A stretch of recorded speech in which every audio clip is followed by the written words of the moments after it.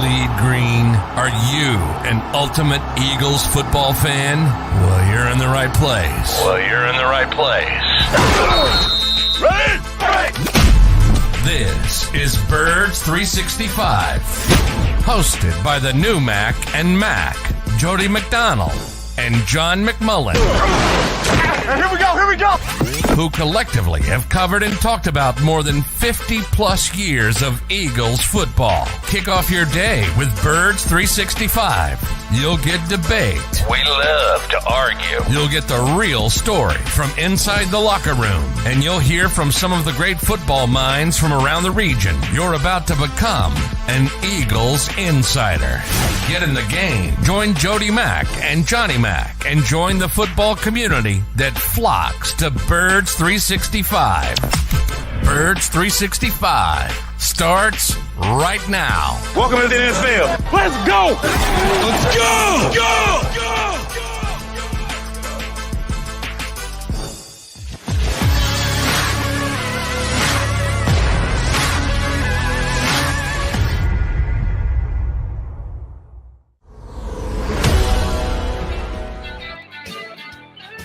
And a good Tuesday morning, football fans. We appreciate you streaming in here bright and early at the top of the show. And as of right now, you got Mac and Mac, John McMullen and Jody McDonald. That wasn't the case yesterday.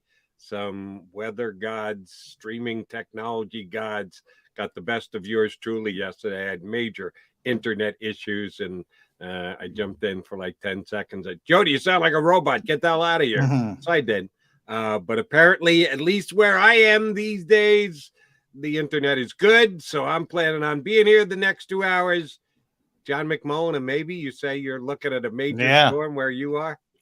It is coming down, Jody. End of days where I am. So it gave me a little bit of a hiccup right as I tried to get on this morning. Hopefully it's okay now.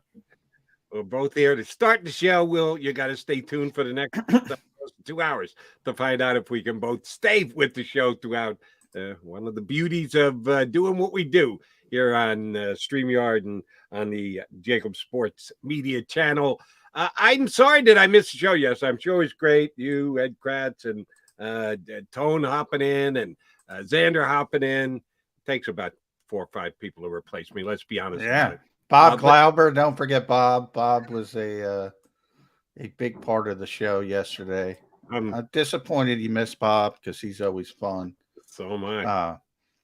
It takes Herculean efforts, and I had to play traffic cop to all that, Jody. So I'm glad to see you. I'm the happiest to see you. My apologies for technical difficulty yesterday, but we got plenty to talk about today. And I want to start with the head coach, John. I saw the latest story you put up on JAKIBsports.com about Nick Sirianni and who he's leaning into here in year number 2 as the head coach of the Philadelphia Eagles. We know the job he did last year, took over a 4-12 team, got them into the postseason, got them above 500, 9-7. Yeah. All right, fine, 9-8, but that last game doesn't count for me. I did a pretty darn good job off to a slow start.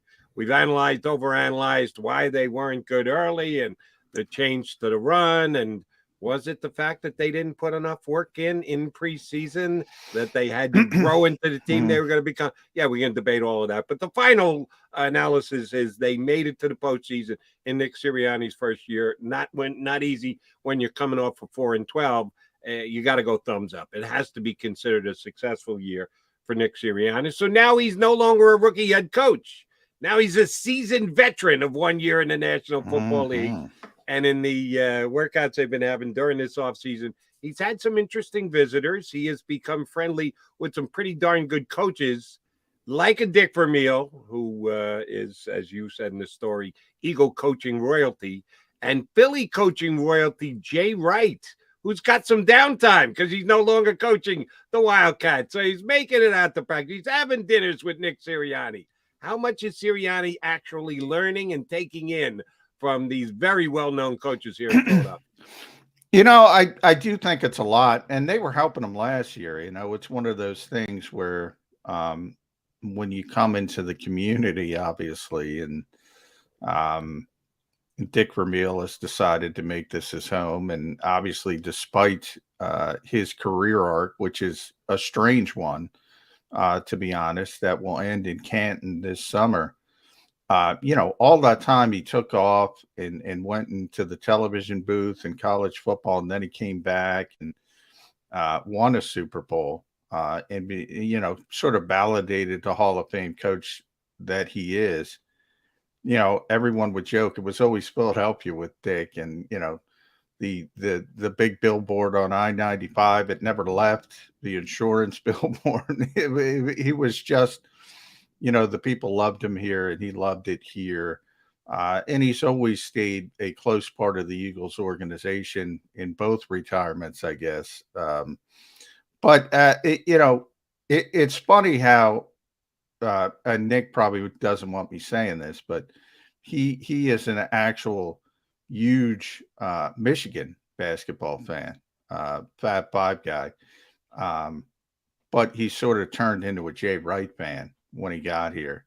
And obviously we know Jay's success, but I mean, he's just a student, and I'm talking about Nick. He's just a student of coaching and great coaches. And I kind of, point at this similarly toward Howie Roseman when he sort of went away to the exile to the business side of the organization, so to speak.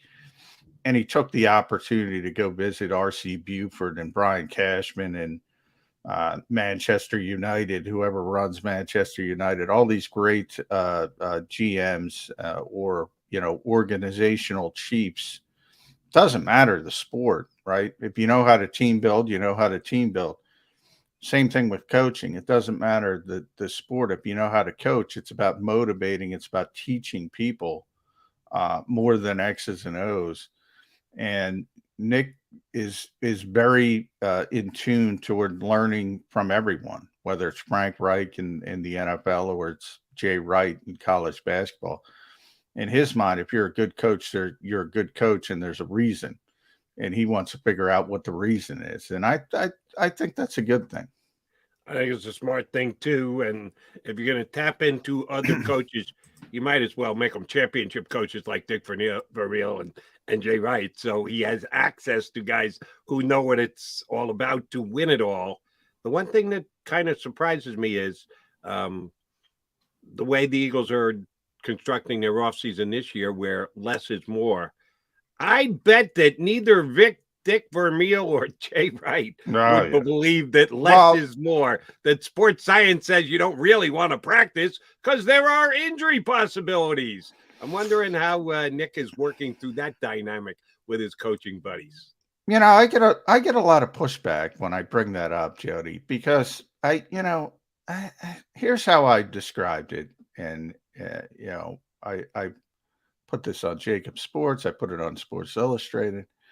JAKIBsports.com. Got to get the plug in. If it were up to Nick Sirianni, I think it's pretty clear they wouldn't be doing it the way they've been doing it. And, there are stages you are in your career. Like, and this is how I compare it, because I think the decision starts, and I've said it pretty clearly on this show, and I've said it a number of times.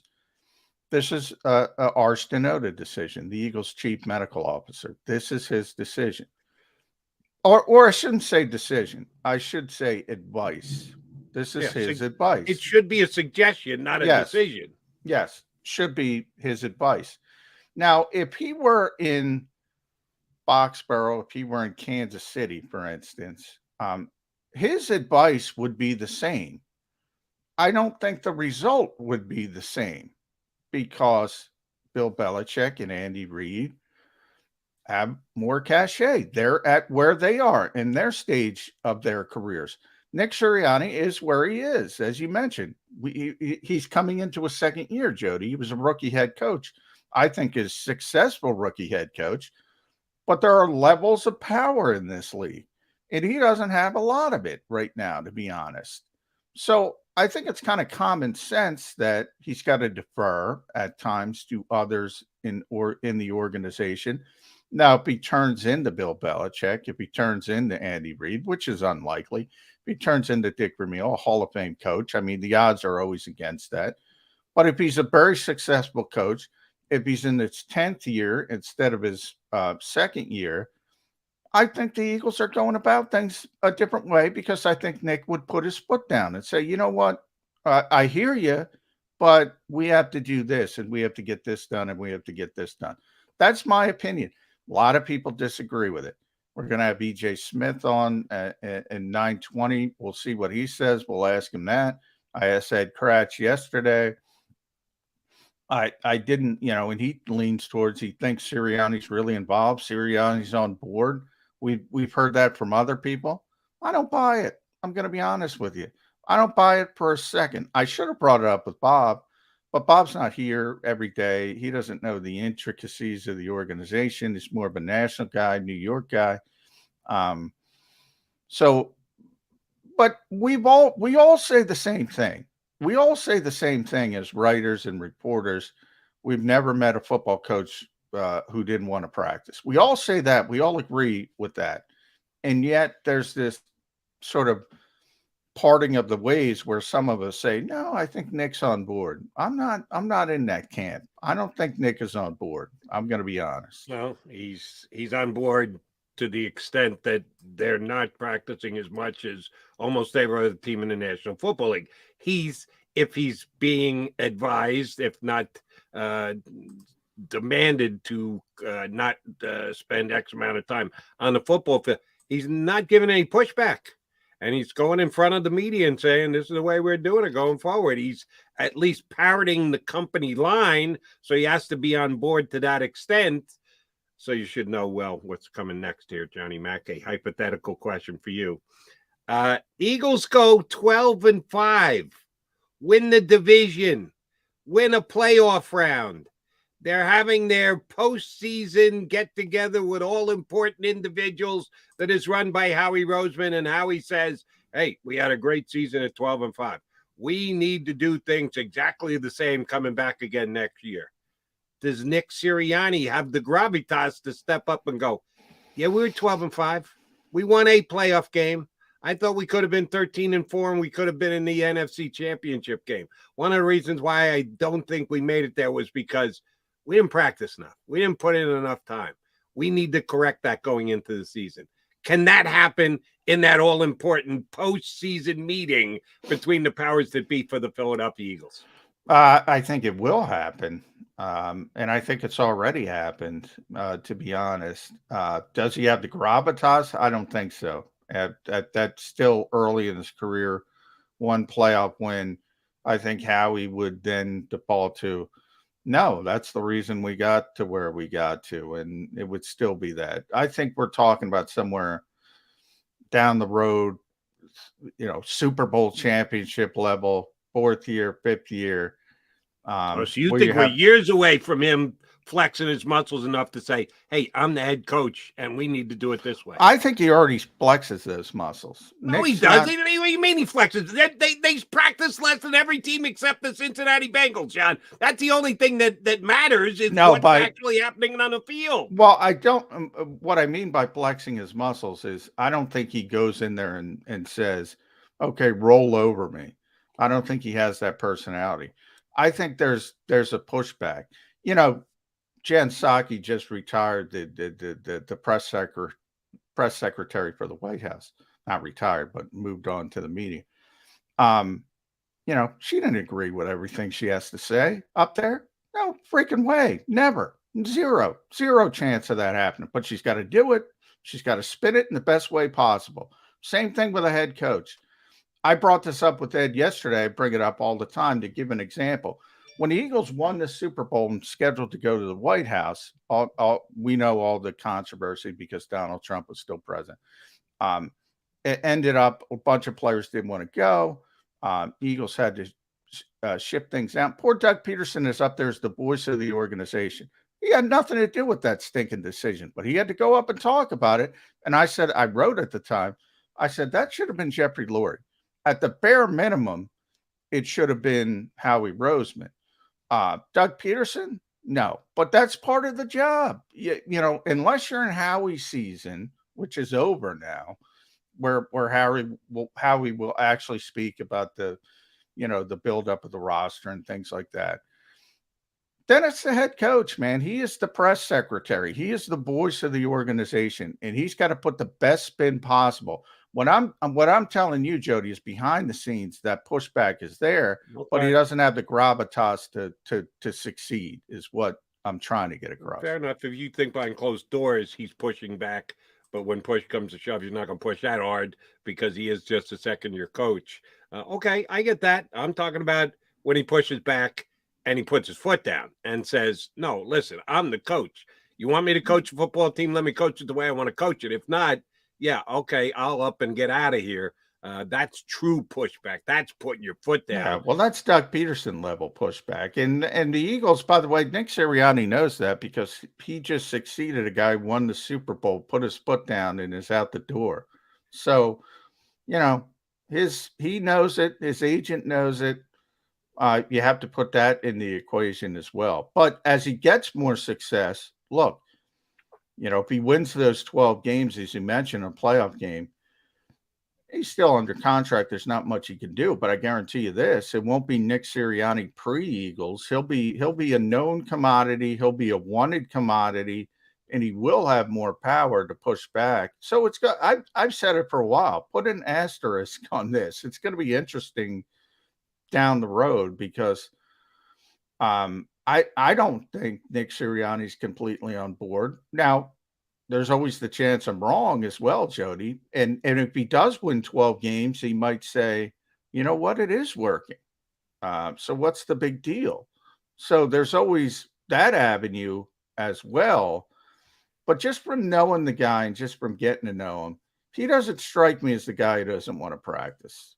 It doesn't strike me as that. He's a coach's coach, so I would think he wants to practice too. So yes, I think he's taking marching orders. All right, one more quickie before we punch up our first guest of the day. I ran this by Kevin Cooney last night on WIP. I don't have it in front of me off the top of my head. I think I remember. Eagles' first 4 games are at Detroit, home Vikings, at Washington, home Jacksonville against Doug Peterson. What are the Eagles going to be if after 4 games in? What do you think their record's going to be? I think they're going to be 3-1 would be my best guess. I think anything less than that will be a big issue. People will be very upset. Obviously, if you only win 1 or something of that nature, it's a disaster.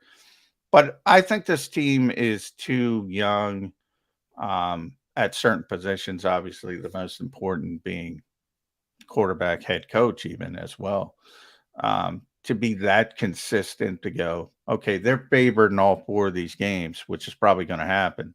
They're going to win all 4 of these games. That you got to be really consistent to go out and win in the NFL. Right. So I think same way as you, 3-1. We do this all the time with the seasonal record. Are you a strong 3-1 or a weaker 3-1? If I told you they can't go 3-1, you have to either go up a game or go back a game. More likely 4-0 or more likely 2-2. I'm going back early in the season. I'm going 2-2. You'd go 2-2. All right. See, I would go 4-0. We're both at 3-1, but if you tell me 3-1 can't happen, I would say they win all 4 because I think you are correct. I've stated it too. They're going to be favored in all 4 games unless something really goes sideways for them and they get beat by Detroit and then beat by Minnesota and the Commanders are 2-0. In Washington, I guess they could be an underdog in that game. Yeah. I don't see them an underdog. Slight chance they'll be an underdog in that game. But I'm with you. But I think they're going to be favored in all 4. So 4-0 more so than 2-2. If they get out 2-2, and I know this is a ridiculous question to ask because you need to be able to look at each individual game, but I'm asking you to project a little bit. How much are we going to be questioning the length of practice time that the Eagles put in if they get off to a 2-2 start? We know this past year they were 2-5. I lay it much more so on the opposition than I do the workout stuff that they put in. They had a tough early season schedule, and they had a much easier second half of the schedule and took advantage of it playing against third-string quarterbacks. But assuming relative health to the Eagles and the 4 teams they're playing, if this team is 2-2, how much are people questioning Howie Roseman, the doctors, the overall organization, and how much is Peterson going to have to fight that off, even though you and I both suggest it's not his idea to practice this little? I think not much, to be honest, for this reason. I think people will forget the spring. Not if they're watching Birds 365, they're not going to forget. There's going to be certain people, I always say, I bring up Arce a lot. McLean brings up Arce a lot. There's going to be certain people that bring it up. But I don't think it's going to be a huge narrative because I think people will forget. They'll go through training camp. You'll have the first 2 games is sort of like the new preseason for everybody because of the scaled back training camps, but they're like a lot of people might be, if they have short practices, which they're probably going to have in training camp again. I think it'll be more focused on that than spring work is all I'm saying. Spring work is developmental work. It is what it is. It's not important. I think Zach Berman gave us the number 40, whatever you want to put the number at, the top 30, top 40 on the roster. It's not that big of a deal for them. To me, it's a bigger deal for the other guys, the other 50, the other 60, who you're trying to develop into players. Does it set you back down the road? I think that's a more valid question, a bigger question. And I think it's a possibility, to be honest. We'll see when we get there. I can't wait for joint practice because then someone other than Arch Denote is going to declare and have say over how much the Eagles are actually doing as far as work goes, because you got to kind of share the responsibility with the other team that you're practicing against. All right, he's John McMullen. I'm Jody McDonald. We got through an entire segment with no technical difficulty. Yeah, let's hear it for us.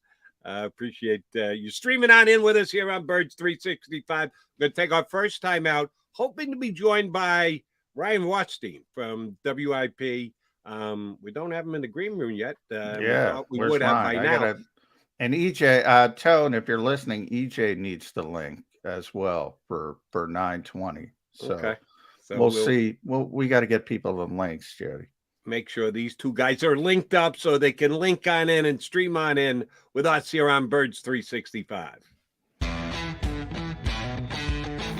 Go for the pulls and the pools. Go for the oohs and the ahs. Go for the bubbles and the bubbly.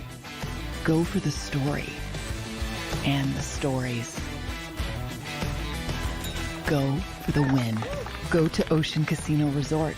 Book your trip at theoceanac.com.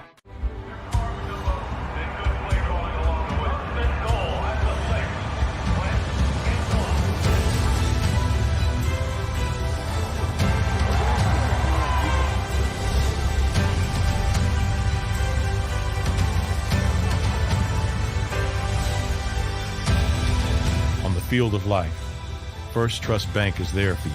Champions on 3. 1, 2, 3. Because Philadelphia dreams deserve a Philadelphia bank. At Stateside Vodka, every new customer gets the world's best rocks glass, free. You're telling me that bottle is cut in half? You could say that.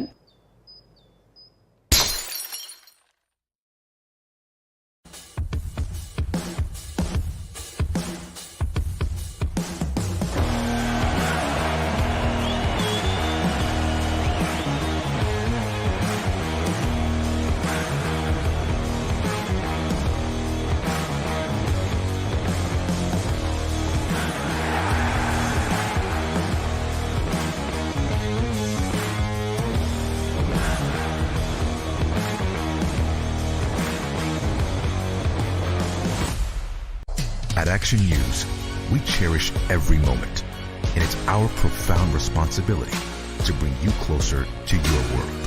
Never miss a moment. Trust the people at Action News. right, did you know I was the mommy slam dunk champion? Really? Yes, really don't sound so surprised. Let's see it. Oh, you're ready. All right, here we go. Let's hear the crowd. So go to right, I go to left, fake a mom. Mama, go up, mama! She did it. Again? You can't avoid gravity, but United Healthcare can help you avoid financial surprises by helping you compare costs and doctor quality ratings. United Healthcare. Uh-huh. Go for the midnight dares. Go for the game. Go for the hits. Go for the fans. Go for the win. Go to Ocean Casino Resort. Book your trip at theoceanac.com.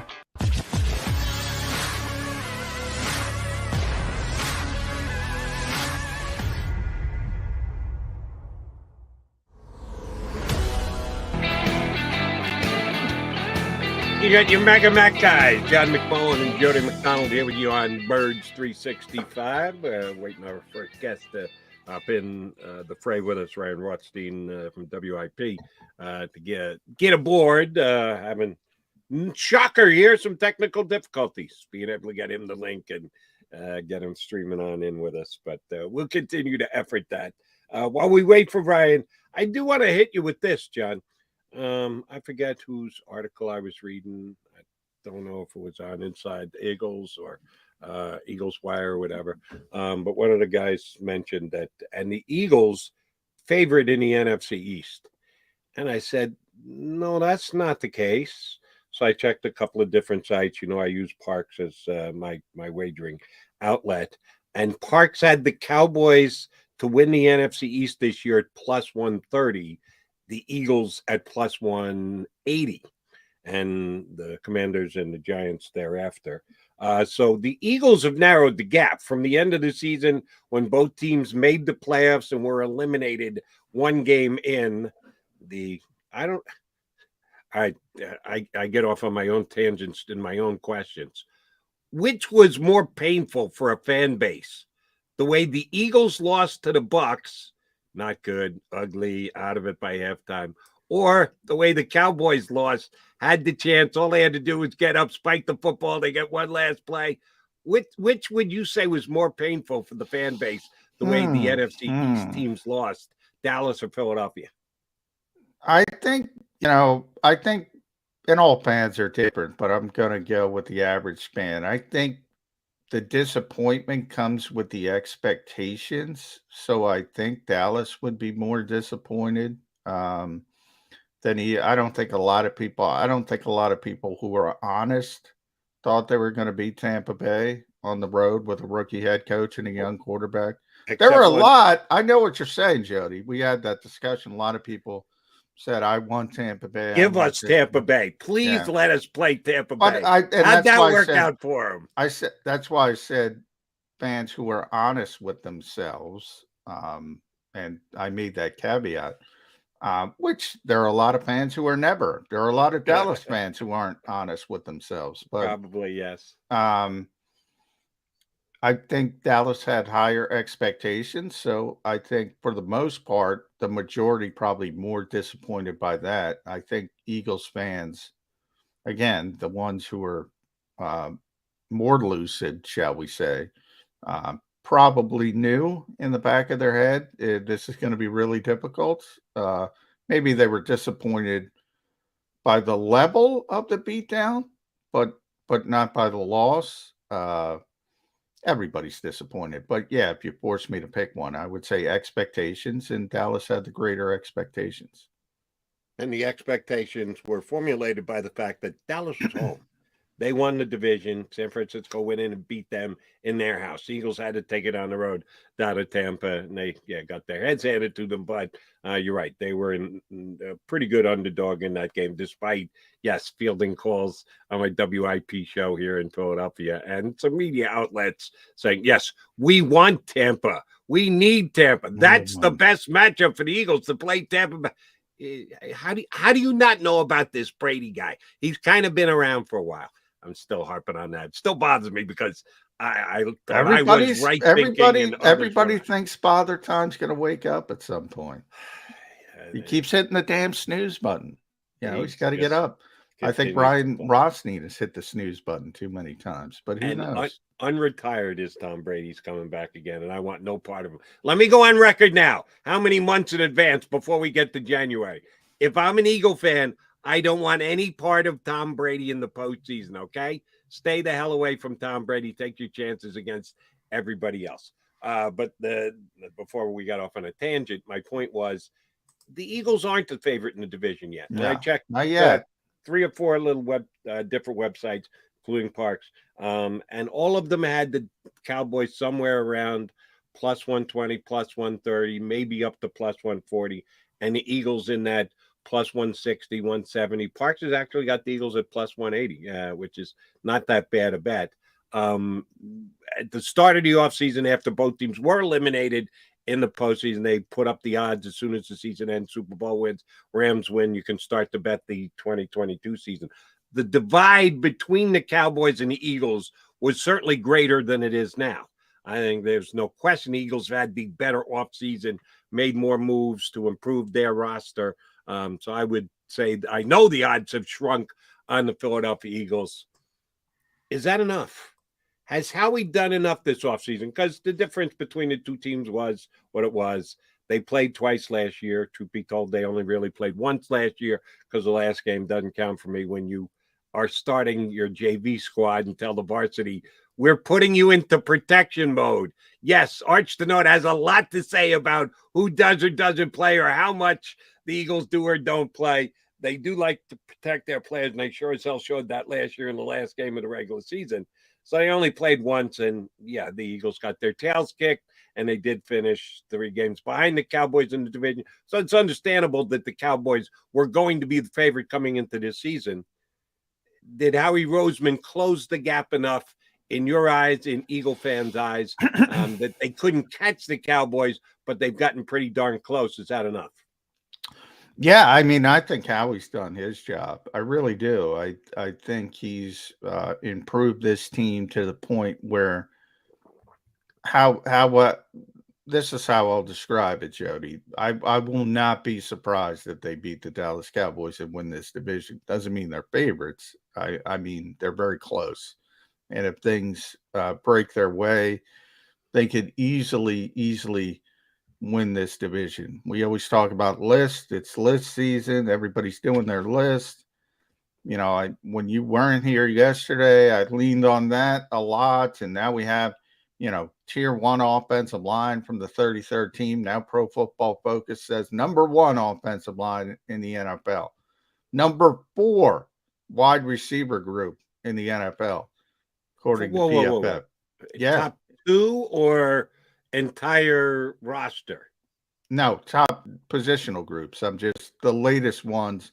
They were number 4 at wide receiver. Really? Think about that. This team hasn't had a 1,000-yard receiver since Jeremy Maclin, whatever year that was. Do you buy in that, or is that a little high? No, for it's you? it's a little bit high, but it's all in relation to domino of getting AJ Brown, who's proven commodity in this league, and all of a sudden Devontae Smith isn't your number 1, he's your number 2. And all of a sudden, Quez Watkins, the domino effect. It does look good on paper. The offensive line, look, if they're not 1, they're 2. If they're not 2, they're 3. I mean, they're up there. You can do this with their defensive line. It's going to be top 5 because of the depth and all the ability they have up front. And you add Jordan Davis to the mix, and even Hassan Reddick, because I'm counting edge rushers as defensive linemen. Linebacker. No, it's not that high, but it's the deepest it's been in Philadelphia for years and years and years. The cornerbacks. Yeah, you might wring your hands about depth, but the top 3, the starters, that's top 5 in the NFL. I believe that. Tight end, again, you might have issues with depth. Yeah, top 5. Yeah, damn right. They're pretty good. They're pretty good from top to bottom, from 2 through 52. Number 1 quarterback, both on the field. He's number 1. He's quarterback 1, and he's the most important player on this team. Is he good enough to close the gap on Dak Prescott, to be close enough to that level of play to get the Eagles over the hump in the division? That's everything about this season is about Jalen Hurts, because the Eagles are good enough from 2 through 52. Are they good enough at quarterback? Still a lot of uncertainty there. The quarterback is the biggest question mark, because it is quarterback that we're talking about. The other position where I'm going to have questions, sorry, not going to change. Safety, yeah, is safety.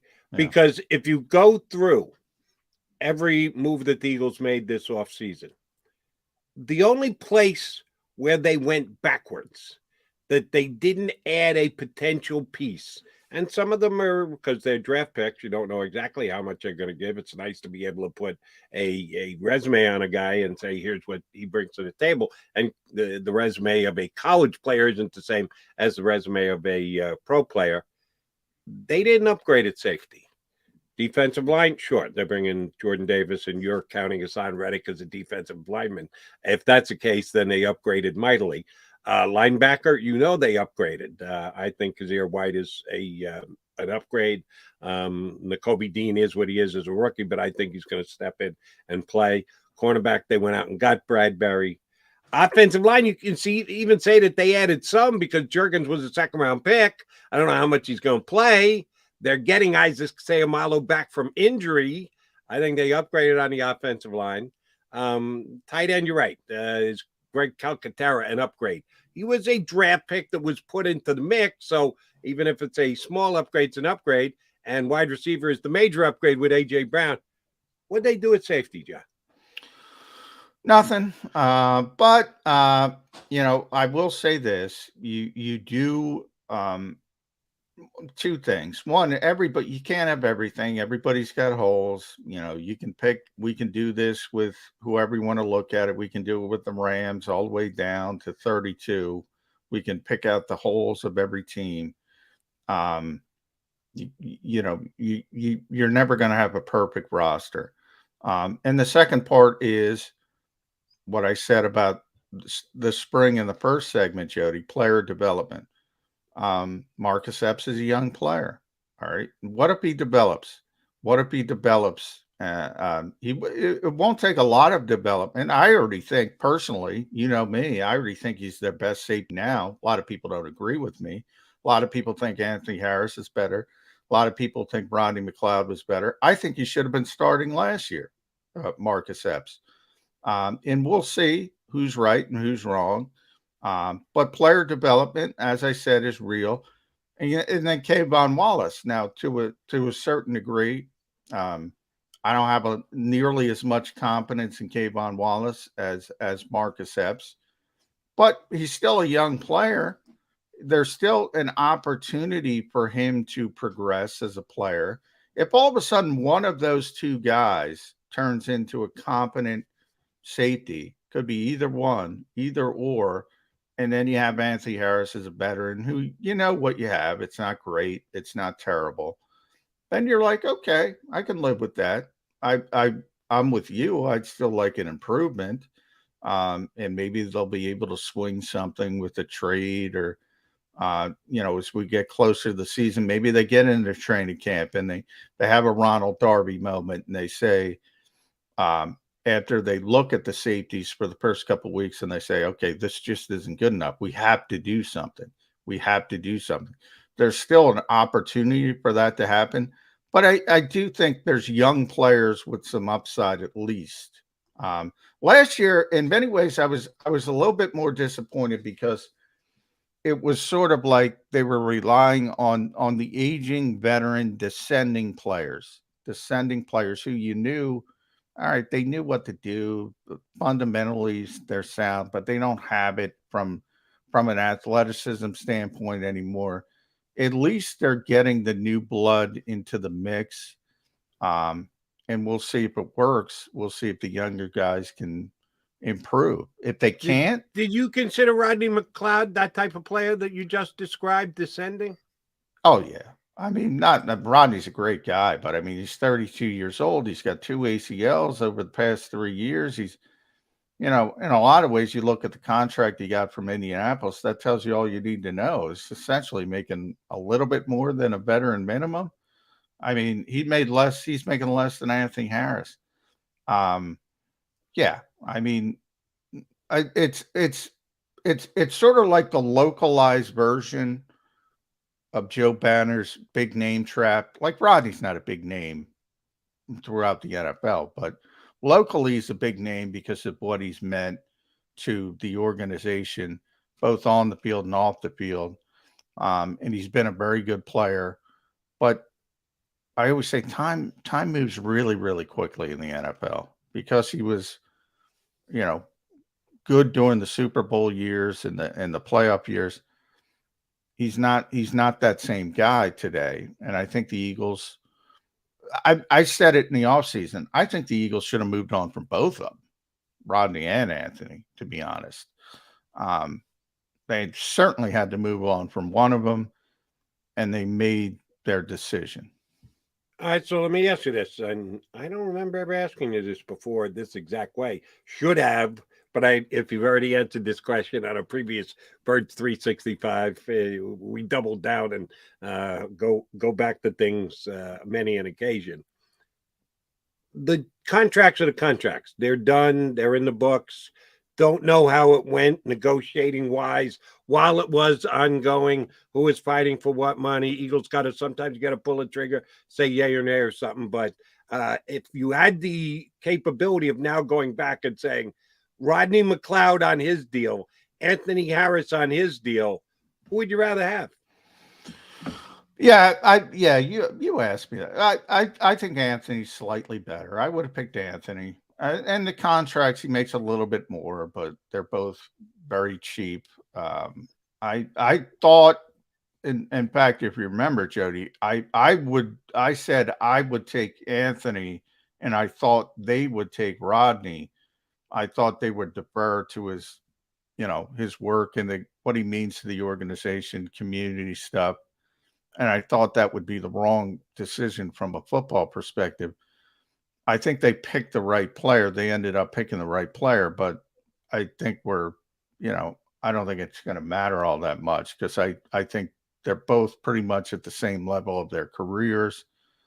And they need improvement at that position. And, I've also said pretty consistently that if they do trade for Chuck Clark, if they do bring in a safety from somewhere else, I think ultimately it will be to replace Anthony Harris, not Marcus Epps. But that's just my feeling of the situation. I know I'm going to annoy Eagle fans because I'm sounding like a broken record. It would be nice if they actually had on-field time to judge things like who actually is the better safety within their team right now, a Marcus Epps or a Anthony Harris. But I don't want to get anybody hurt. So we just will sit here and stew in our own speculations and wait till the season gets underway. Don't know exactly. And by the way, the spring work, Jody, I think it's more important for like a Kayvon Wallace. I think, Marcus has played enough to where he's still got plenty to prove. But I think people realize, all right, he can play a little bit. He's not going to embarrass you out there. Kayvon Wallace is still a very young player who hasn't lived up to expectations, who's still young, still has a chance, but it would be very, very helpful if he had that on-field work and the developmental and the teaching periods in the off season. I think it would be really helpful. That's a player where I think spring work is really important for. And who knows? I mean, there's no way to quantify. Like, what if Kayvon Wallace was born 10 years earlier and they still did the way they did things then? Would he be a better player? There's no way to quantify that, but I don't think it would have hurt him. I will say that. All right, when you bring up Kayvon Wallace, I almost always, anytime his name is brought up, I think of Davion Taylor too, because they're both guys taken in the same spot in the draft, haven't developed, haven't blossomed yet. You're hoping for steps in, becomes a starter by year two. Hadn't really happened with either of those two guys. I was a little surprised, J Mac, when he was one of the individuals that the Eagles chose. And let's not kid ourselves. You can confirm this, Mr. Eagle Beat reporter. You could make suggestions. You could ask the Eagles basically choose who they make available to you guys to be able to get some questions in for. I was a little surprised when they put Davion Taylor out there because at least the way I read the roster and the depth chart, Davion's going to be hard pressed to get quality time if Nakobe Dean is up to speed by game number 1 with the addition of Kazir White. His reps, I'm not sure how Jonathan Gannon gets him onto the field. Is there more than it meets the eye? I know he started a bunch of games last year, but the injury cost him the end of the season, and I think that seriously pushed him back and hurt him. Why do you think they gave you Davion Taylor? What are we missing here? I think, if you're making that comp, I would say, Davion versus Kayvon because they're draft picks the same year. Yeah, Davion's way ahead of Kayvon in the Eagles' eyes. Now they're trying to craft out a position for Kayvon. He's the first team personal protector for Aaron Cepas on punting. So he's going to be part of the team. And they're trying to get him rolling on special teams and things like that. But with Davion, yeah, I think the Eagles like him more than people realize. Now, there's a couple problems with Davion. One is, he's very raw. You know the story. Didn't play high school football, Seventh-day Adventist, yada, yada, yada. Very raw, very athletic.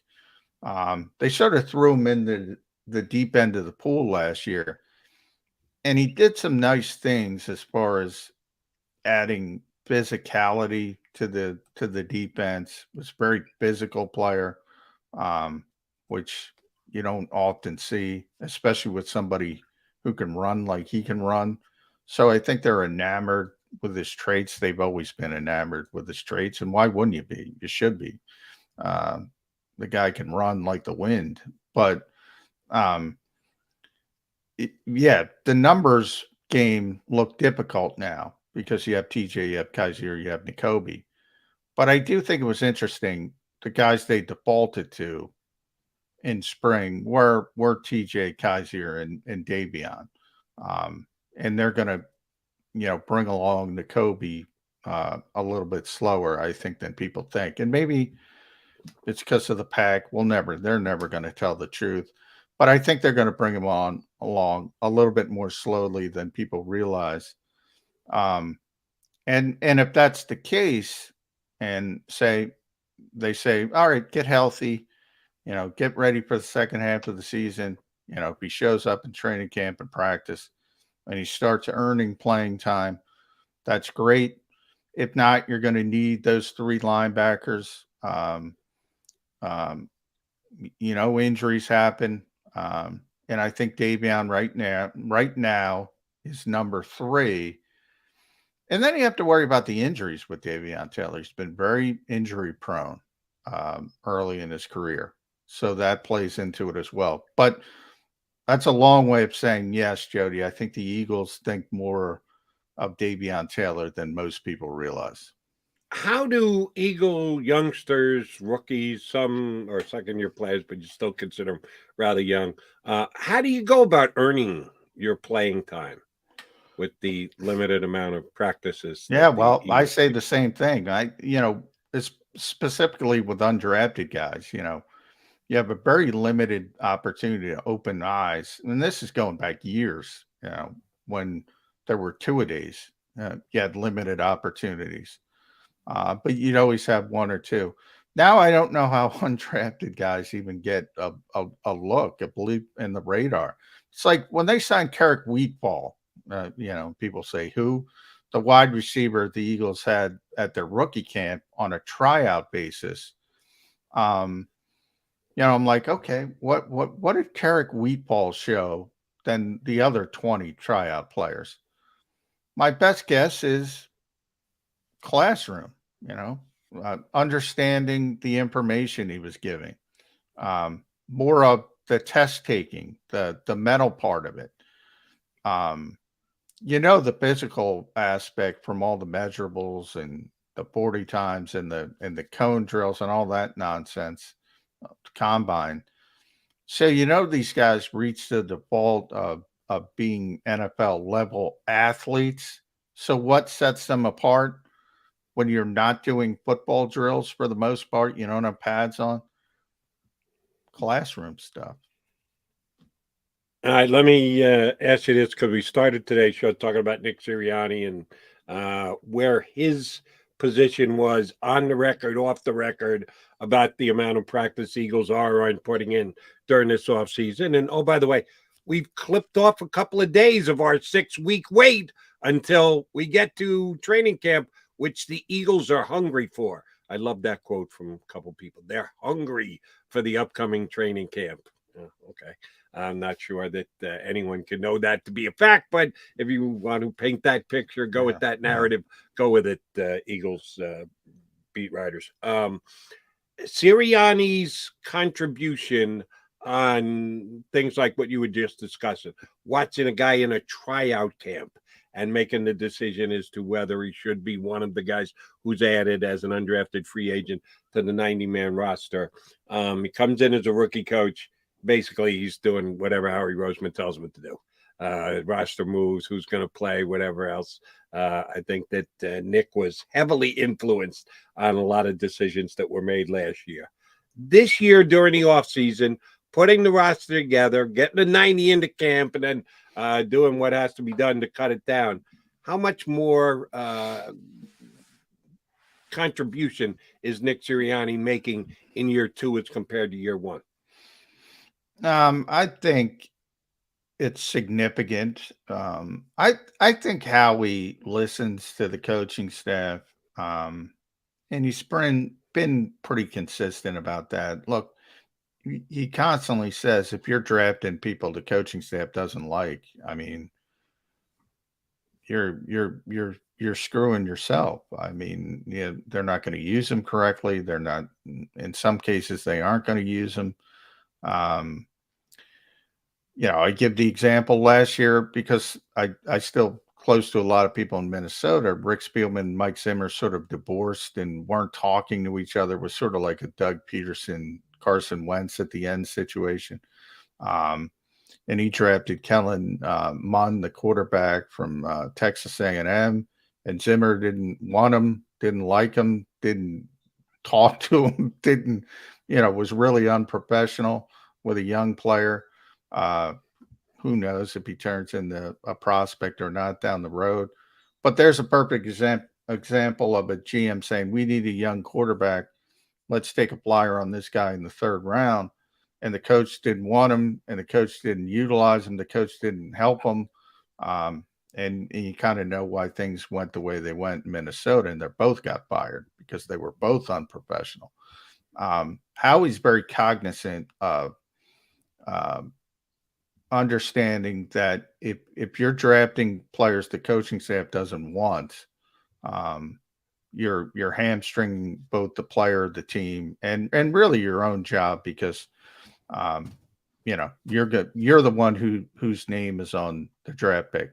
In a lot of ways, Jalen Reagor was supposedly, if you believe people, the coaching staff's decision. The scouting staff wanted Justin Jefferson. He deferred to the coaching staff. So it's always a delicate balance, but I think the coaching staff has, and mainly the head coach, has always had a big imprint on the Eagles in player acquisition. And that's the way it should be. And if you're telling me that how he has been that type of general manager and has always taken the coach's considerations into his decision making and formulating roster, that's a good thing. The coach and the general manager have to work hand in hand if you're going to have the ultimate success that you're looking for. All right, he's John McMullen. I'm Jody McDonald. We are your Mac guys. Coming up next hour, EJ Smith from the Inquirer is going to jump aboard with us. We'll continue to talk birds here on Birds 365.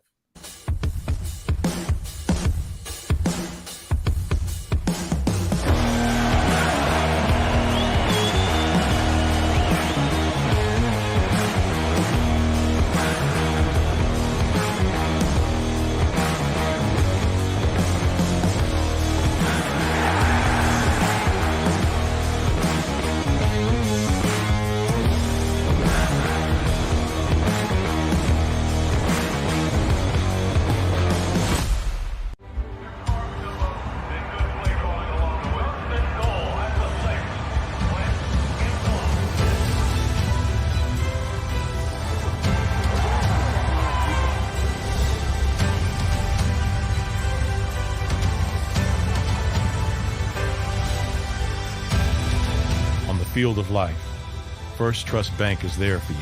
Champions on three. 1, 2, 3. Because Philadelphia dreams deserve a Philadelphia bank.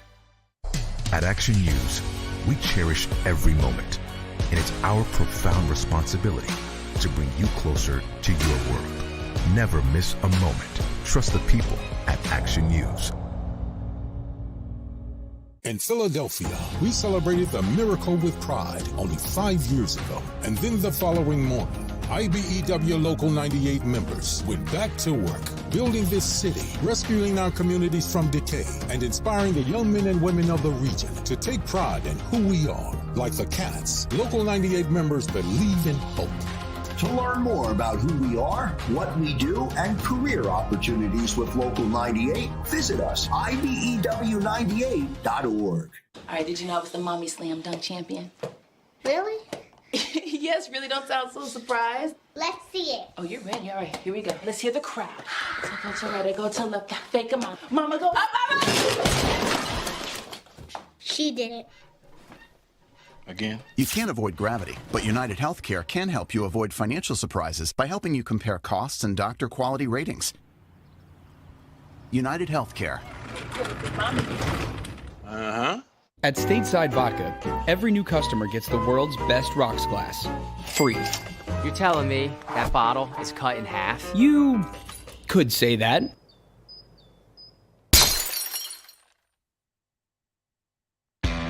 Go for the midnight dares. Go for the game.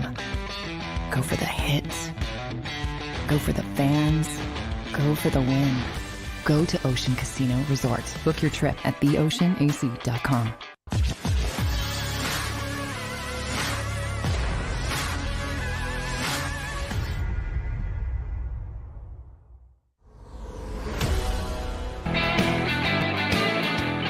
You've got John McMullen and Jody McDonald here with you on Birds 365, a Wednesday summertime edition where we're in wait mode. We're evaluating. We're looking at what the Eagles have done to put their roster together, and we'll speculate on potential moves and guys they may be looking at it to either trade for, or if we get through training camp, guys will become available.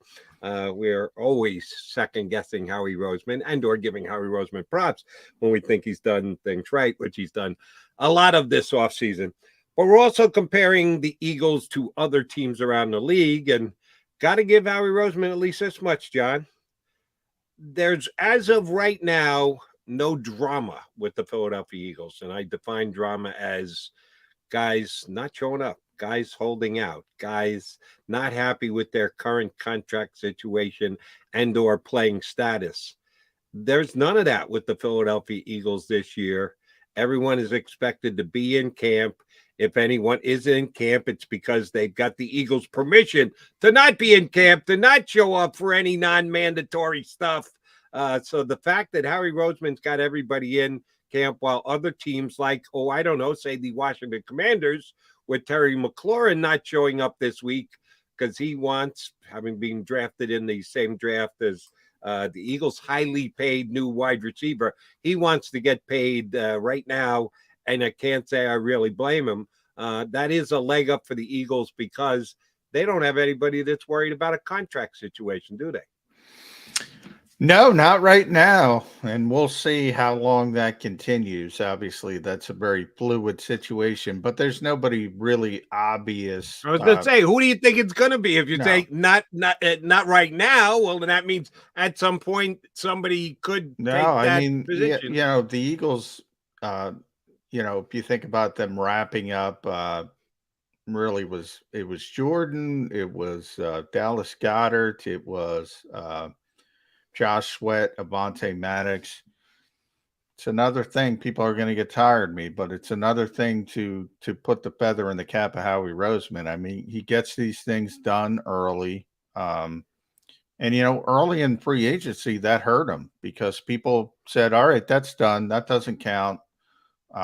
Whereas if they turned out to be free agents and you're wrangling, would have been a big deal to get them back, Right.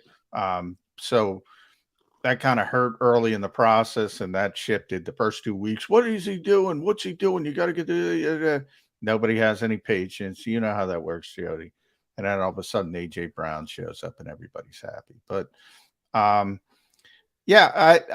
mean, the biggest one is we've been talking about a lot is, probably after the season is Jalen Hurts, and we'll see where it goes when you start negotiations there. But, contracts rolling over. Javon Hargrave's in it if you're asking for somebody. But he's not the type that's going to do it. He's in a contract year. He's already been through it in Pittsburgh. He didn't create waves. I don't think he's going to create waves here. Miles Sanders, I don't think he has the ability to create waves, to demand anything. And I think he realizes it. So small chances with players like that, but I don't expect it to be that much of an issue. Agreed. And let me double down on one that you mentioned because it's probably the most important one, and that's Jalen Hurts. If you go back and you track what Howie Roseman has done since he's become the general manager, and you don't have to go back all that far, like 9 months in season, when they did get several big, important contracts done after spring, after preseason, in-season contracts renegotiated, extended, and locked up going forward. Is there any chance that happens with Jalen Hurts this year? Well, give me a percentage chance that the Eagles see enough of what they need to see. Jalen Hurts is enamored with being a Philadelphia Eagle. He wants to get that guaranteed money rather than having to play the fourth year of his contract. What kind of percentage chance would you say there is that the Eagles sign a contract extension in season? So that goes from either week 1 all the way through week 18. The Eagles get a contract extension done with Jalen Hurts. Percentage chance. They're 0 because they're not allowed to. The third year is when you're eligible for an extension. So that doesn't kick in season. I do not believe so. You got to wait till the whole season's over and done with. Yeah, okay, I think you're right. Shame on me for broaching it. Yeah, I 95% sure. I'll double check, but I don't think he's eligible for an extension until after this season. Now, does it vary with first round draft picks? Because the first round guys can sign a 4-year plus a option for a fifth. It varies because you have that option year. It makes it easier if the team has more value, but it doesn't change from you can't give them the extension until after the third year. But the problem with the fifth year option is, from a player standpoint, is it gives the team that extra year to sort of mull things over if they want it, and you get a big spike in salary, but everybody's looking for multiple years and the most guaranteed money as possible. So very similar to the franchise tag for veterans. Most players don't like it. Right. Even though it guarantees you significant money for 1 year, they'd rather have multiple years and the big signing bonus to get as much guaranteed money as possible. So the option year is, and that's why it's a team option. It's more desirable for the team than the player. Understood, and that's not the case with Jalen Hurts because he wasn't a first-round pick. He was a second-round pick, so we don't even have to go down that line. But Jalen is going to be the starting quarterback, at least depending on who you talk to. He looked good in his 7-on-7 drills during this. Yeah, it looked very good. 7-on-7, babies. Yeah. If 7-on-7 it mattered, as I said, Sam Bradford would have a gold jacket. Right. Real nice that you can complete the ball against limited coverage, but they're going to kind of play when September rolls around. They're kind of mandated. It's got to be 11-on-11.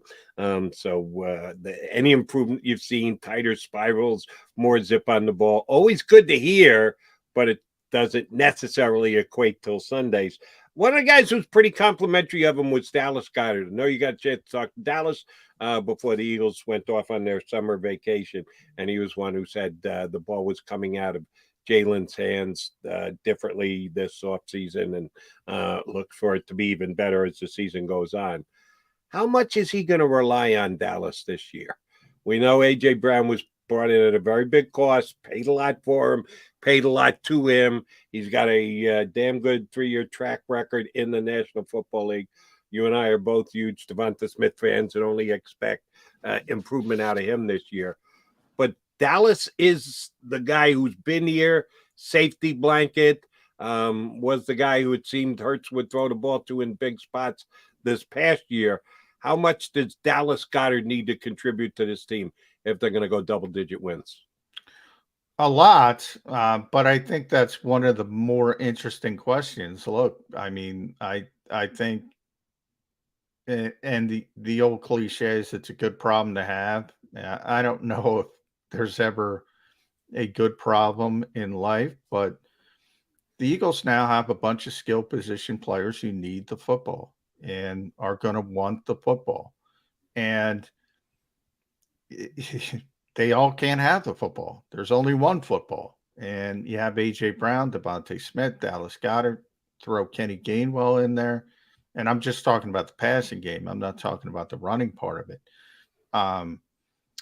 Quez Watkins, obviously, Zach Pascal, because I think he's going to push Quez Watkins more than people realize to be the third receiver.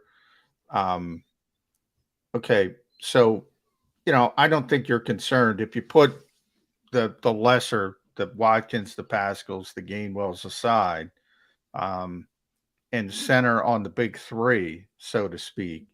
Who's going to be the default setting on third down? To me, that's the most interesting. At the end of last season, that was Dallas Goedert. Dallas Goedert was the guy who Jalen Hurts became most comfortable with throwing the football to when he needed a big completion at a big spot. I think there's an opportunity that could be the same thing because I think it's easier, common sense, for quarterbacks to complete passes shorter distances over the middle to big bodies. And that's what Dallas can do. Think 3rd and 5, the chain mover type player, the security blanket type player. But the interesting is Jalen Hurts has never shown an affinity for throwing the football all that much over the middle of the field. So maybe he's a little bit different, and maybe it becomes A.J. Brown. Maybe it becomes Devonta Smith. But that's going to be one of the more interesting things to keep an eye on. And I know Nick Sirianni's already said, last year he said, okay, game planning starts with 6 and 88. Then it turned into 88 and 6 later in the season. This time he says game planning is going to start with all three, 11, 6, and 88. And it's going to be interesting to see how it shakes out. And the only way you keep everybody happy, there's one way, Jody: win. If you win, True. Everybody will be happy. Not always, but I'll believe it here. These three will be. You're right. Not always. Certain. Do you know enough about A.J. Brown to say that yet?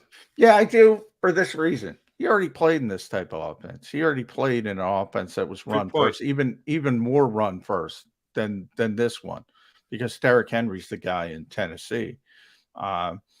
So he's already done it, and he never really complained, even to the end. He wanted his money. He wanted his money. He was disappointed. We had our buddy Teron Davenport on a couple of weeks ago. He was disappointed in the offer that Tennessee gave him, but he never really complained. He never overtly complained about wanting the football or was a bad teammate or this or that. So I think you've kind of already seen he's not going to complain. I know Devontae's not going to complain. It's not in his nature. Nick Saban beats that into his players, evidently. They don't complain. And Dallas hasn't complained. So I think the three players helps, but it'll help a lot if you win games, and then guys aren't going to complain. I will add this to the mix, even though I hear what you're saying, and I think for the most part you're right. There's a difference between they're not throwing it to me, they're handing it to Derrick Henry, then they're not throwing it to me, they're throwing it to someone else. It's not quite the same thing. I guess I'm getting way deep inside the mind of A.J. Brown, and I don't know him well enough to be able to do that, but I'm just no, I hear you. If Devontae's getting 100 receptions and A.J.'s getting 50, I hear what you're saying.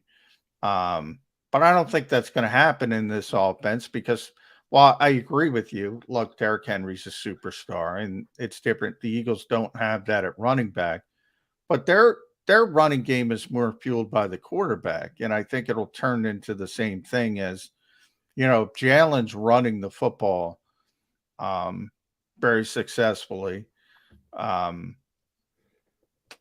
think you'll have sort of the same disconnect. Well, if they're winning games and saying Jalen makes big plays running the football.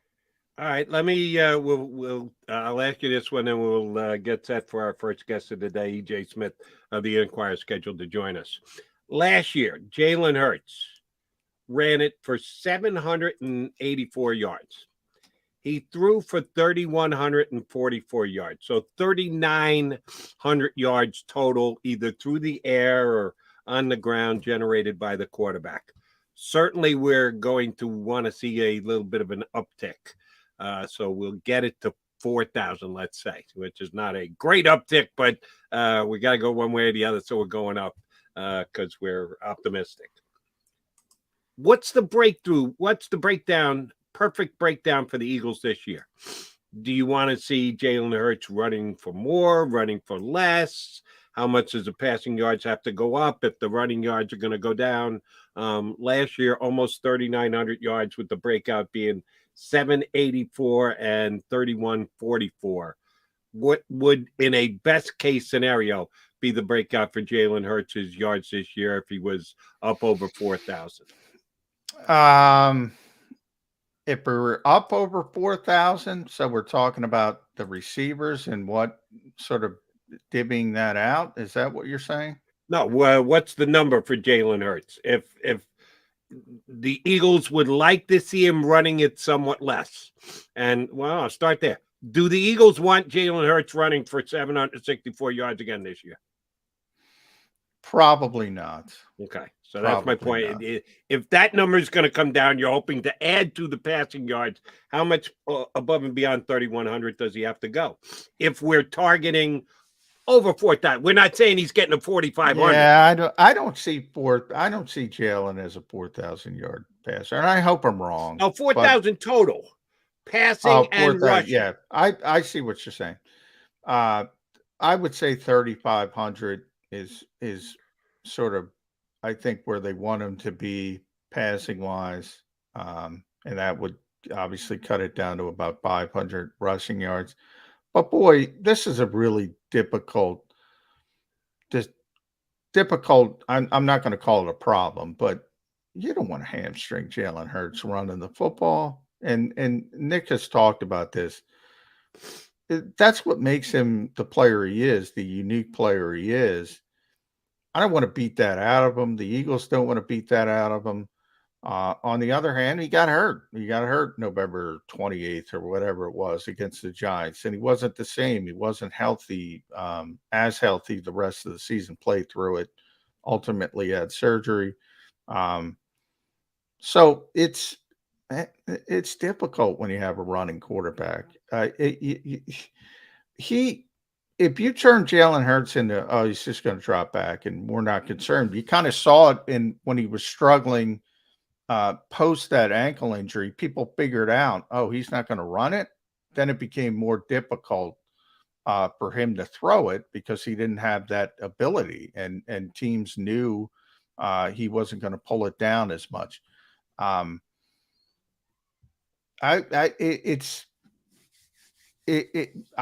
let him play and see how it shakes out. And by let him play, I mean, I don't want to put any restrictions on him. I don't want to tell him, no, you have to throw the football here. You have to do this. I'm concerned about the injury part of it as well. But you got to let him do what he does well. Is the best way I can describe it. You're right. He did only rush it twice against the Giants after coming back the week against the first time against the Giants. He did rush 88 times for 77 yards in that first game after he missed the game against the Jets. So first couple of games he did rush it against the Giants at home. He only rushed it twice. I think they'd like to see him rush less, but I'm with you. It is still a weapon that you don't want to take that bow out of his quiver and say, never run again. It'll be a balance between Jalen Hurts and when he does and when he doesn't pull the trigger in the pocket this upcoming season. All right, Jody McDonald and John McMullen, your Mac and Mac guys. We're going to talk to E.J. Smith of the Inquirer. He's up next here on Birds 365.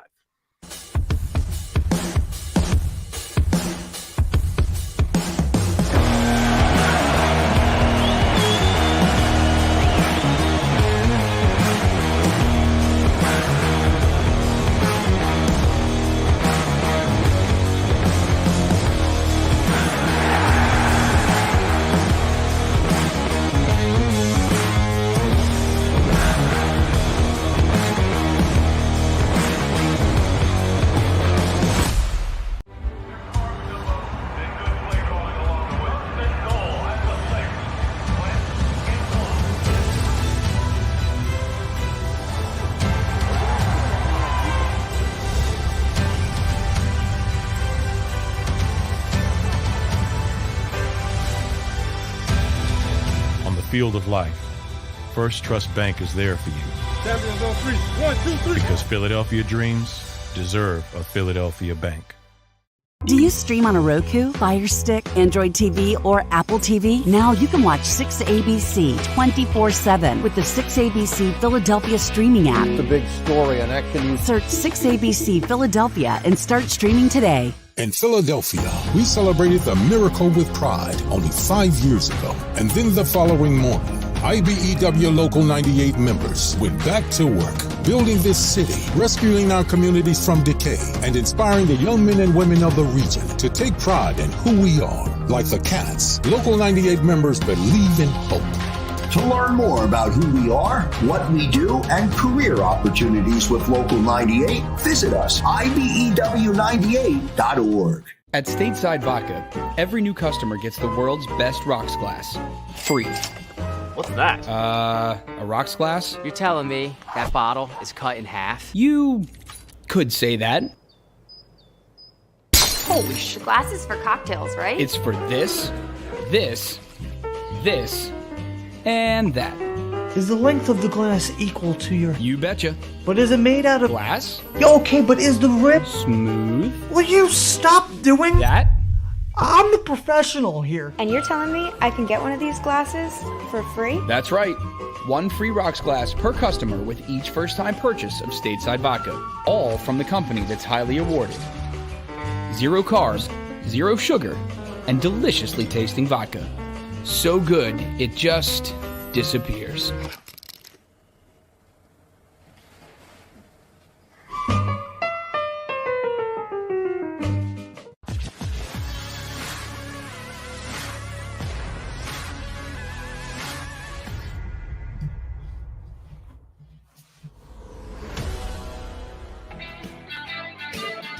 You've got your Mega Mac guys, McMullen and McDonald, hanging with you here on Birds 365. Go ahead and hit that like button.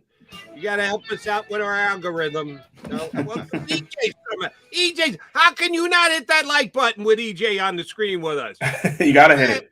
Yeah, what do the kids say? You got to smash that like button and smash it. Yeah, that's what we get, EJ. EJ, yeah, smash that like button. Yeah. Like, share, and subscribe. Thanks, EJ. Appreciate it. Do appreciate you hopping on board with us. All right, so you got a little summer vacation. What are you doing with yourself, with your quote-unquote downtime, other than watching us here on Birds 365 and liking yourself?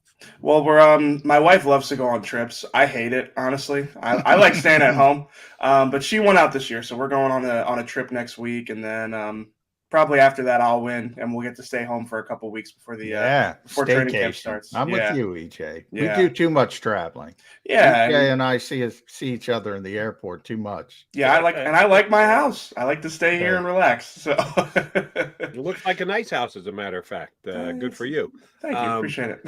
All right. So when you're just spending some downtime and going through your Eagle stuff and what you've already written in 2022 and what you're expecting to do when summer camp opens up, what's the first story you're going to write?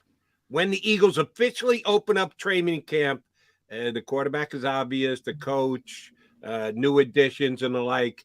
Is there one out there that you're going, yeah, but if I get a chance to talk to this guy, here's a story I think could open people's eyes when they come hungry back to camp?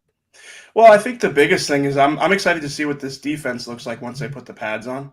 I know that's not one specific player. If I had to pick one specific player, it'd be AJ Brown. I'm anticipating what he's going to look like in the offense, but I really do think that I feel like we have a lot of questions about what this defense is going to look like. We have an idea so far, but we're not going to really know until they put the pads on and we start seeing 11 on 11. So that's the thing I'm probably most anxious to see. I think that's the biggest question mark going into camp. Now, EJ, yeah, I just wrote about the defense. I'm surprised, and Nick made that quip about I'll never tell what I'm paraphrasing, but someone asked him, are you going to play 3-4 or 4-3? And Nick was like, I'll never tell, which I found kind of comical. I mean, do you think people get too caught up into those labels? Because ultimately you're going to see 3-man fronts, 4-man, 5, even 6-man. I think, and I wrote about this and I want to get your thoughts on it. I think we're about to see, forget Mike Zimmer, Matt Eberflus, we're about to see Vic Fangio. And really it's Vic Fangio, Brandon Staley. I think that's the defense we're going to get from the Philadelphia Eagles. Yeah, I mean, that's like the trendy thing in the league right now. And I think you're right. I just think it's going to – I think we're seeing the same thing that we saw maybe, 10 years ago, 5 years ago with Seattle and the cover 3. Exactly. Kind of where everybody started running cover 3. Everybody was single high safety, cover 3. I think you're going to start seeing that over the next 3 or 4 years where every defense kind of goes the other way. So, yeah, I think you're right. I think multiplicity is always going to be the thing with Gannon.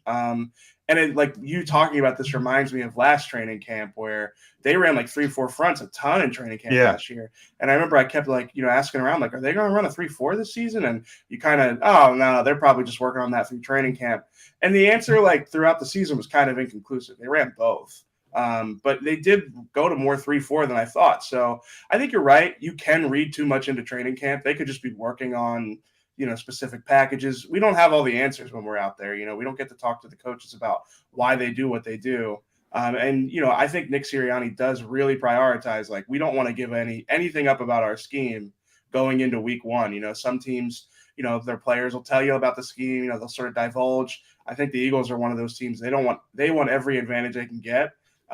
Sometimes it feels like people are going to know what you want to do, is it really worth all this effort to try and keep it a secret? But there are also, some wrinkles I'm sure they want to keep under wraps that, might give them an advantage in week 1.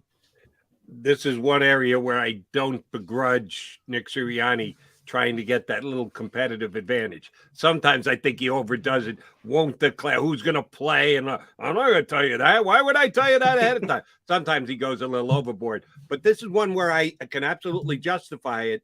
That's, I think, what Gannon wants to do as much as anything else with his defense is be deceptive, being able to hide what they're going to do and make the quarterback do his read once the ball's been snapped, rather than be able to lay certain out things in his own mind pre-snap.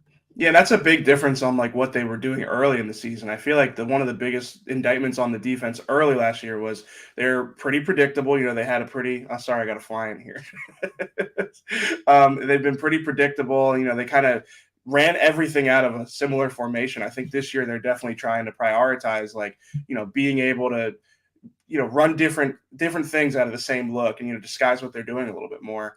So yeah, I definitely think that that's probably a priority for them this year. You know, the safety situation makes it a little more difficult, I would imagine. You know, like having a great athlete who can sort of get to different coverages, whether they're in the box or, you know, over the top is definitely, you know, it's a way to help disguise things. And that's probably the one spot where I don't know if they have the athletes to do that. But they definitely do, you know, want to be able to run a lot of things out of the same formation. Well, let's talk about safety. EJ, Jody and I were discussing that a little bit before you came on the show. It is the one notable weakness on paper of this team, at least among the starters. If you know, week one rolls around, I had to pin you down and say, are the Eagles safeties they have right now, is that going to be the group that shows up for week one, even after the cut to 53? Are they going to go outside the organization to add somebody at that particular position? Yeah, I mean, Chuck Clark, the Ravens safety, is the guy that a lot of people talk about. You know, there's it makes sense. I mean, you know, he's a good quality starter safety, you know, nothing unbelievable, but he's a competent starter. He just kind of got displaced by Kyle Hamilton and Marcus Williams. So yeah, I mean, if he gets unhappy about not having a starting spot, I could see that, you know, maybe happening for the Eagles. But I think, I mean, they project confidence in this group. Now, they project confidence in a lot of things that they may or may not be confident about. But I mean, I think it kind of is what it is. And I think, you know, just knowing what I know about Jonathan Gannon's defense and kind of what he values, I don't think that safety is this high priced, you know, got to have a, you know, dynamic athlete at that position. You know, I don't think that he wants to invest a ton in that position. So I think, you know, I think all things considered, if you had to have a weak spot somewhere, it might be, you know, at safety, just because those guys are farther away from the ball. It's harder to affect the ball at that position. So I would say I'd say it's more likely than not that the guys they have are the guys they'll go into week one with. But I do think Chuck Clark is like that one guy that I've been, you know, trying to keep an eye on. All right, this is probably an unfair question, but I'm going to go ahead and ask it of you anyway, EJ. Speculation on when we get to the end of the season and go looking back on the amount of times that guys are on the field. Linebacker position. We know most plays, Eagles are probably going to have two linebackers on the field. There'll be some plays, third and short, they'll have all three linebackers on the field. And a whole bunch of plays where they'll be in dime defense, and you're only going to have one linebacker on the field. Of the three guys who figure to do most of the linebacker play for the Eagles, Edwards, White, and Nakobe Dean, give me the percentage breakdown of snaps they play over the course of the year. That is a tough question. So I'm writing about linebackers. Well, it was unfair. I admitted ahead of time it was an unfair question. I'm not a nice guy, in case you haven't figured that out, EJ. I ask unfair questions. I think you're selling yourself a little short there. So I'm writing about linebackers tomorrow. So I do have linebackers on the brain. So if I had to go percentages, I do think that TJ Edwards is he offers a unique skill set in this group. And I think that, you know, I think sometimes, obviously he played pretty well last year and people started to come around on him. I think he sometimes gets like undersold because he doesn't have the highest ceiling. He's not the best coverage linebacker, but he's just a good football player. You know, like he's instinctual. And he's kind of gives them like that force that I think that Nick Sirianni really, really prioritizes, you know, like violent players. So I think that you'll see a lot of him, especially on early downs. I could see Kaiser White or Nakobe Dean being that, like, you know, dime linebacker. And then, you know, I heard you guys talk about this earlier, and this is what my story is going to be about tomorrow. It's Davion Taylor. Like, I don't think you can count him out. You know, the coaching staff seems high on him. He's been getting a lot of work in OTAs, and it's the type of thing where this guy's always had the athleticism. You know, he played a lot last year, and you saw he made plays that no other guy on the field last year was able to make, or at least no other Eagles linebacker was able to make last year.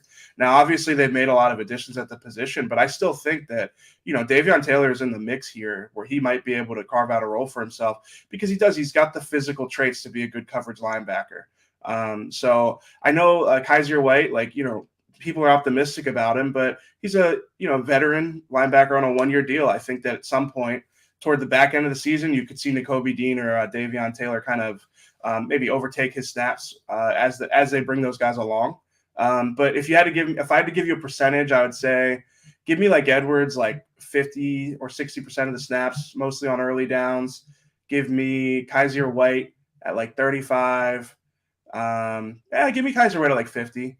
And then I would say that Davion Taylor and Nakobe Dean will probably start off we're playing 25% of the snaps, and then one of them will probably separate themselves and get up to 50 by the end of the year. Yeah, it's interesting you bring up Davion, as you mentioned, EJ. Jody and I were talking about him. I'm sort of in the same camp you are. I think the Eagles like him a little bit more than most people realize because of those traits and that athleticism. And he was really physical. Normally you start you talk about Kaiser White and you say, wow, there's a pass coverage guy. He can stick to tight ends and, former college safety, but you don't talk about that physicality. So to have somebody who can run, but also thump, that's very unique sort of in the modern NFL. So I do think just put an asterisk on Davion Taylor's name, and the injuries are part of it as well, because he hasn't been able to stay healthy. Right. Yeah. But it's great. Isn't it great to talk about linebackers and we don't know because the Eagles have multiple options? Yeah. Unbelievable. Even last year during training camp, Gannon rotated his linebackers so much that it's I had no idea who was going to actually be playing by week 1. I don't know if he did either. I think he just kind of wanted to see what worked. So he was wrong about Eric Wilson. I love JG, but he was dead wrong. And I said day one on Jody will tell you, EJ, I said Eric Wilson can't play. I think John's line was, I don't think Wilson can cover me. As a matter, more run support, actually, or tackle me. Support. Yeah, you're right. I apologize. He certainly I don't think he can bring me down. Yeah. Well, not a very good run support linebacker, but the Eagles have improved at linebacker to such a degree, and that's a bigger theme, and that's where I'll go next with you, EJ. This team's gotten better in multiple positions. You talked about A.J. Brown and his impact on this offense, and all of a sudden, Pro Football Focus is talking about this as a top 5 receiver group, and I did see that, they haven't had a 1,000-yard receiver since Jeremy Maclin. It's amazing. Mm-hmm. We know how good the offensive line, the defensive line, tremendously deep. We talked about linebackers, tight end with Dallas Goedert, corner. You got 3 really good starters. Maybe have some depth issues at those positions. Expectations seem to be ramping up for this Eagles team. Too high, too low about where they should be?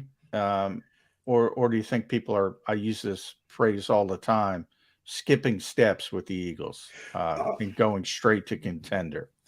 Yeah, I don't know about contender just yet. I really do. When people ask me, what do you think about the Eagles this year? I just tell them, I really do. I think it's going to be a matter of how far can Jalen Hurts take them.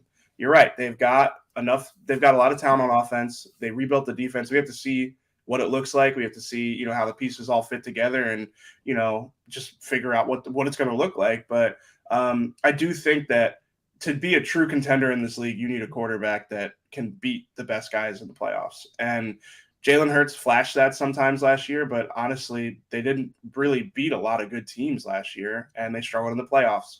So I do think that, this is an important year for Nick. It's an important year for a lot of guys, but Nick and Jalen both, to me, it's there's no excuses. You've got 2 top-tier receivers. I think Devontae Smith's going to have a really good year.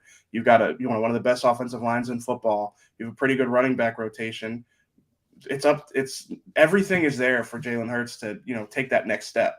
So if he does it, then yeah, I do think that they could, I think they should make the playoffs. And I think they could, make some noise in the playoffs if Jalen Hurts can play well in those games And if he doesn't do it, then we'll be kind of where we were last offseason, where, there's a raging debate on whether or not he's the long-term answer. So I think that the Eagles have set themselves up well with the way they've handled this offseason, because now you'll have an answer on Jalen. And also, if, the answer isn't what you hoped, you have an offense that, if the next wave of whoever it is, Russell Wilson and Matt Ryan, these guys become available, they'll see the Eagles as a more enticing option than they did last offseason, because they have a good offense and a situation that, a veteran quarterback would want to be a part of.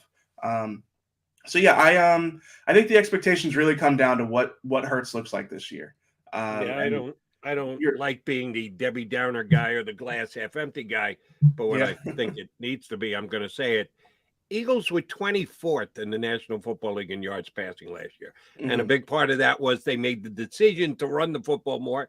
You can't get passing yards if you're running the football. But they were 24th. And now you're going to put them in the top 5 in receiver groups going into this year? Which one is happening? A.J. Brown is catching for 1,600 yards, or Zach Pascal is going for 900. One of those two things have to happen if they're going to get into the top 5, EJ. Which one am I missing?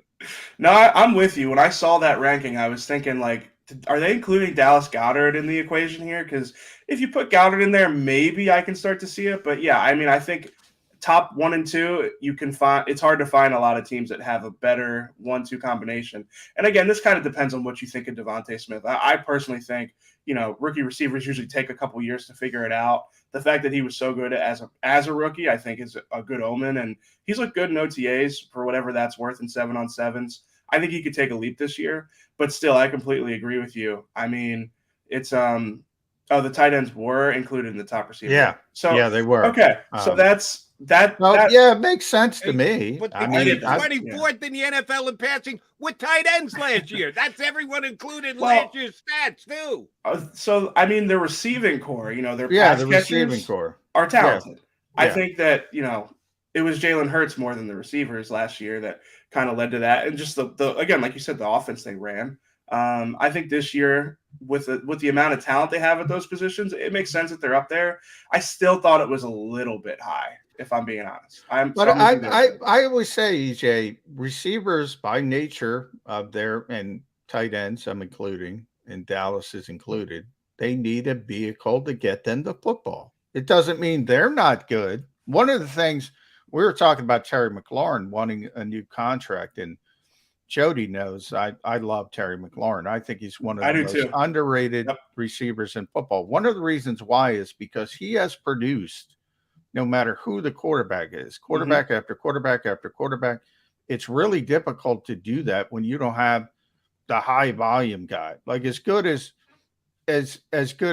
Justin Jefferson is, and Eagles fans know because of the Jalen Reagor debate. Look at Kirk Cousins over the years, dating back to Washington. It's 4,000, 4,000, 4,000, 4,000. Yep. He's always a high volume thrower. If A.J. Brown and Devontae Smith and Dallas Goedert had that style of quarterback, I don't think people would be complaining about top 4. I think they are talent-wise. They should be discussed in that group. No, I'm completely with you on all that. I think Terry McLaurin is an underrated receiver. And A.J. Brown, that's the one thing that, a lot of people noted when the trade happened is he's sort of used to being in an offense that's centered around the run. Yeah. And I think that Jalen Hurts and Ryan Tannehill are similar in some ways as far as caliber of quarterback. I think Tannehill's proven a little bit more recently, but I do think that A.J. Brown's played in offenses like this and still produced. So I'm with you there, though, that some of these guys are definitely benefiting from having consistent quarterback play in offenses that center around them. Even if they're not, Patrick Mahomes or Josh Allen, it's still you're in a, Stephon Diggs had great numbers when he was in Minnesota. And then obviously, he goes to Buffalo. He's the number 1 guy, and it kind of picks up a little bit. But, yeah, no, I'm with you there that, those guys are talented. It's just the offense that they're kind of working in is maybe limiting their stats a little bit more. Who held Terry McLaurin down more? Alex Smith, Taylor Heineke, Dwayne Haskins. Yeah, All of the above. I get your point, John, that he hasn't had that high volume passer just yet. Yeah. All right. Since we're talking about the competition in the division, the Commanders, Giants, new coach, new general manager, have turned their roster over pretty good. Not drastic, not complete takedown, but certainly in rebuild mode. Is there any, give me a percentage chance Daniel Jones surprises everybody and becomes a improved, I won't even say very good, I'll just say improved quarterback for the Giants this year. So are you asking, so the Cowboys are not in this, right? It's just the Commanders and the Giants? I started with the Commanders. I'm getting to the Giants. Then I'll get to the Cowboys. Okay, so we'll talk. So we're just talking Giants here. I mean, listen, they made a lot of changes, and I really like their draft. Their offseason, I mean, as a whole, it was okay. I don't know. I think like Daniel Jones is like simultaneously like overrated and underrated, honestly, like in a funny way. Like, I think that, like, you know, people talk, oh, he's a good athlete, and he can run, but like, I just feel like the pressure that he handled, like, you know, I feel like some quarterbacks get ruined by like bad protection. I feel like he's kind of gotten to that point. So like, but at the same time, like, I don't think he's like he's not gonna like absolutely tank your season. So I don't know. Basically every opinion I hear on Daniel Jones, I kind of disagree with, if that makes any sense to you. But yeah, I don't know. I don't think that he's the type of guy that's gonna, like, you know, give the Eagles a whole lot of trouble. I do think like the Brian Daboll hire is probably going to help him a little bit, but I'm not one of these guys that like buys that you hire a head coach to like fix a quarterback. So I guess I'm not super worried about the Giants. You know, if I were an Eagles fan, I wouldn't be worried about them this year. But I'd be more worried about them than I would be about the Commanders. Just in case you don't know my opinion on Daniel Jones, can't play. Yeah, Jody is not a Daniel Jones fan. I like that description. I might steal that description. Overrated and underrated at the same time. I like that. He's not quite as bad as anyone who thinks he can play is overrating him. Anyone who thinks he can't play, yeah, you got it right. Yeah, he has his moments. Yeah. He's gifted. His big moment was being tripped by the 5-yard line in Philadelphia. You got to run 70 yards to get tripped by the 5-yard line. Joe. He was moving before that. Yeah. That's a good representation of his career. It's like it's like our buddy Kevin Kincaid. Did you see the video of Kevin Kincaid, Jody, and the crossing broad in the media game? Yeah, it looked like Daniel Jones until he tripped up. No, he didn't trip up. I'm joking, but. The Giants, since we went down that route, to me, they look like the team that's saying, all right, we're going to rebuild this thing. Yeah. And they're probably moving on from Daniel Jones after this season. They're probably going to move on from Saquon Barkley, EJ. But the interesting thing to me about the Giants is they hired another coach. They've been on this 2-year plan. Hopefully they got it right. And this I'm going to translate back to the Eagles. It looks like, at least, that Brian Daboll comes in, you know, right offensive guy who developed Josh Allen, but he's not going to call plays. Mike Kapka is going to call plays. And here we have Nick Sirianni in year 2. What really happened in year 1, about midseason, gave up the play calling to Shane Steichen to become more of a CEO coach. I like it. Jody knows I like it. Is this a trend in the NFL, or do you think it's still a little bit unique? Because to me, it takes some testicular fortitude, shall we say, to get hired as an offensive guy and say, nope, I'm not going to call plays. I got other stuff I got to do.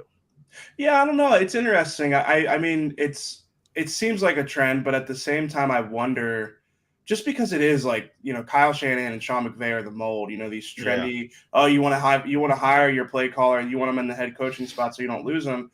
But I do think that there's a lot of validity to, like, you know, even if, I mean, Kyle Shanahan's like a gifted play caller. Yes, he is. And that's his superpower. And that might be more his superpower than being the CEO. But if you feel like, and I think Nick feels this way, you know, if you feel like your offense is your offense. And, like, you know, there's so much game planning that goes in, and you have an offensive coordinator that you trust by Sunday is going to have the same vision that you have and also have the ability to be a little bit detached from everything else. I feel like that makes a lot of sense. I agree with you. I think people have made a big deal of it. Like, people have been concerned, oh, well, what if Steichen gets hired and, everything else. And, Nick was hired as a play caller, but like Nick wasn't really hired as a play caller. I mean, he hadn't called plays before. And, I feel like as an offensive mind, if you're the head coach, you still have so much influence on what is run that you don't have to necessarily be the one like calling the plays on Sunday to be like, basically like the most influential person on the offense. So no, I agree with you. I do think it makes a lot of sense. Just as a head coach, you have so many jobs on game day that I get it. Like you might not be able to devote so much of your energy into calling plays. And I think that's where Steichen comes in. So yeah, I'm with you. I'm not sure if I call it a trend yet. It feels like it could go that way, but I think that all these owners are going to keep watching the 49ers and the Rams have this success and go like, we have to hire our play caller because we don't want to lose it. It's too important, especially when you have young quarterbacks. It's like you want that consistency. So, all right, EJ, I asked you a tough/unfair question early. I'm going to try and balance the scales here. Give you an easier one, tricky, but easier just the same. John and I talked about this earlier. Howie Roseman last year got guys signed to contract extensions before the end of the season hit. He got Goddard done. He got Mailata done. He got Maddox done. And Howie certainly has a track record of doing this. Identify a guy who's already on the roster, think he's part of your core, see if he can get a contract done so you don't have the pressure of the offseason. He's been very good at it.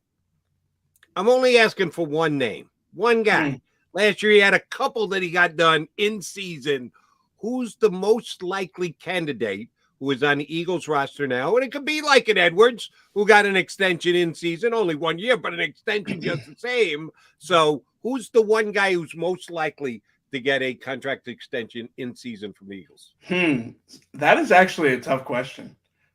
Do you got something? Here's the reason why I said it's not tough. Javon.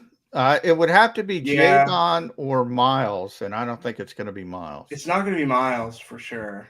I feel like the Eagles are going to see what happens with him in the offseason. I could see Javon, but I agree. I guess I'm with you. It's Javon. I was trying to think from that rookie class, and there's nobody that you would think like, oh yeah, they want to lock him up. At least that comes to mind. So yeah, I'm sorry. That was actually trickier than the last one. I think it's probably Javon. I mean, unless like.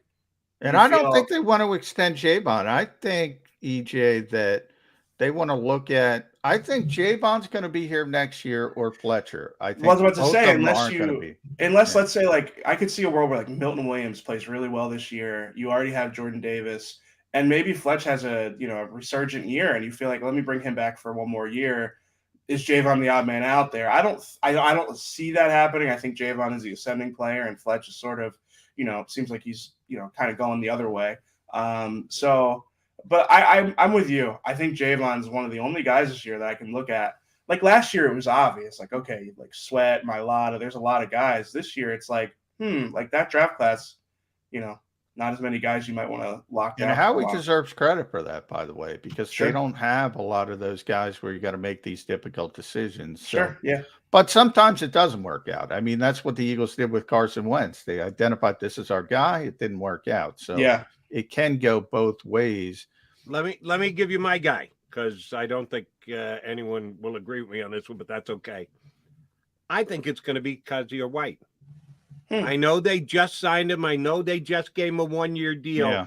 But if he comes in and fits the system and Gannon really likes him and he does what Gannon needs in his defense, I would not be surprised if they wanted to talk extension with him. I wasn't thinking about the prove it guys. It's a good point, because Bradbury could be in that conversation. I was just about to say, I feel like Bradbury wants to hit the market, though. I feel like it would take a pretty especially if he plays well. It would take a pretty big extension to get Bradbury to not hit the market. I feel like if they get really good play from him, he's going to cash in big next offseason. That's a good point. Yeah. He is EJ Smith at EJ Smith 94. Read him at inquirer.com. He's going to be writing about those linebackers and Kazir White, Jody.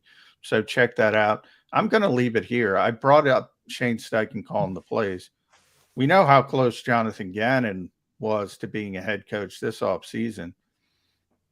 What's just more likely to happen if the Eagles have a playoff season this time? Is Gannon getting the head coaching job, or is Shane Steichen getting the head coaching job?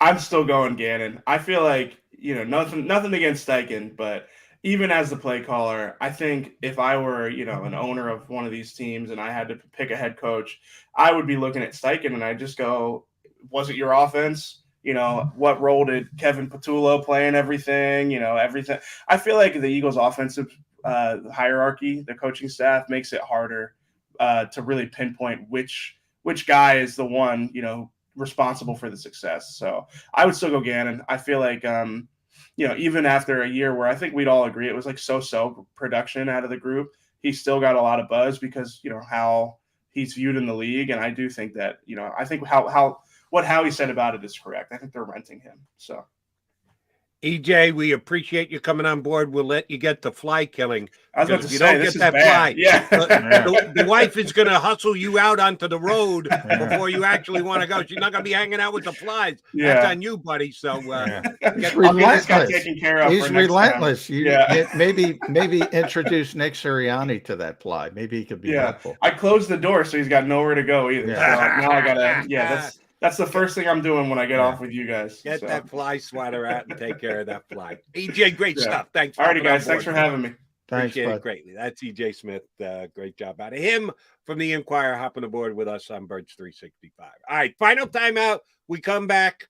We've made it an hour and 52 minutes. There have been no technical difficulties except what the hell happened to Ryan Rothstein. We're still trying to figure that out. But both McMullen and McDonald's still here, and we're coming back to put a bow in the show. Go for the polls and the pools. Go for the oohs and the ahs.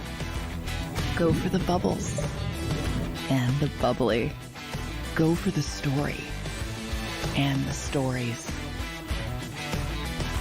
Go for the win. Go to Ocean Casino Resort. Book your trip at theoceanac.com.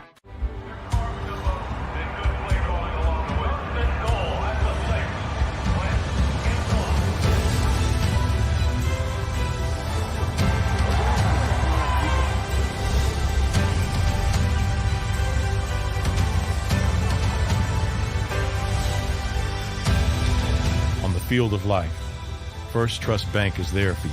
Champions on three. 1, 2, 3. Because Philadelphia dreams deserve a Philadelphia bank. At Stateside Vodka, every new customer gets the world's best rocks glass, free.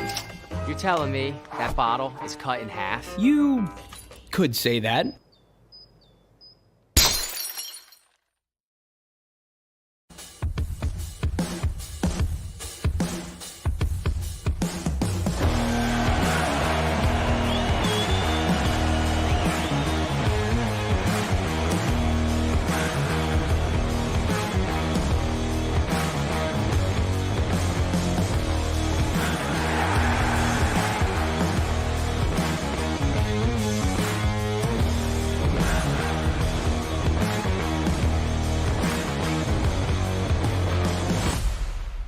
At Action News, we cherish every moment, and it's our profound responsibility to bring you closer to your world.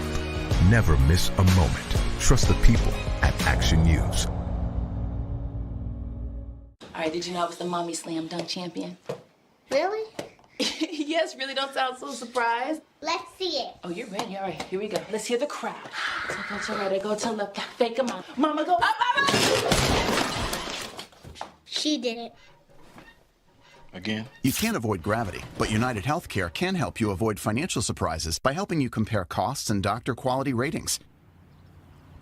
United Healthcare. Uh-huh. Go for the midnight dares. Go for the game. Go for the hits. Go for the fans. Go for the win. Go to Ocean Casino Resort. Book your trip at theoceanac.com.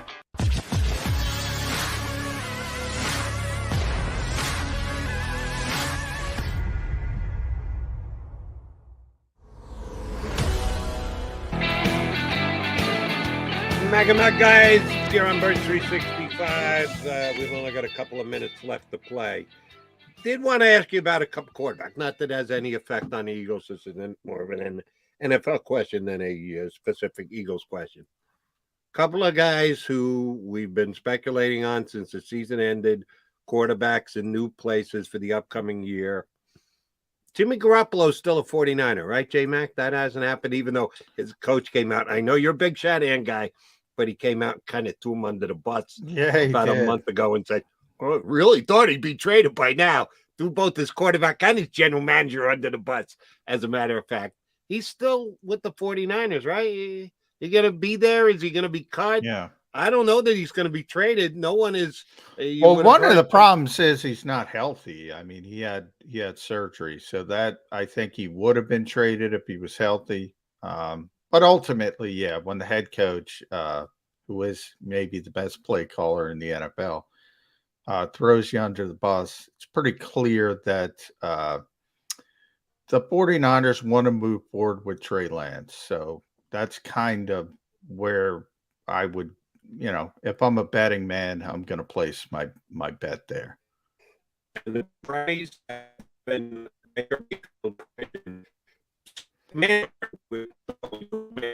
now we went, Jody, we went an hour and 55 minutes, and I'm on my side of the equation. Tone, you can chime in. Can you hear Jody, or are we having technical issues? Is that just me?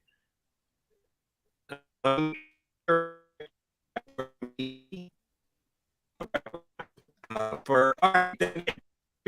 me, I guess we're getting out a couple of minutes early.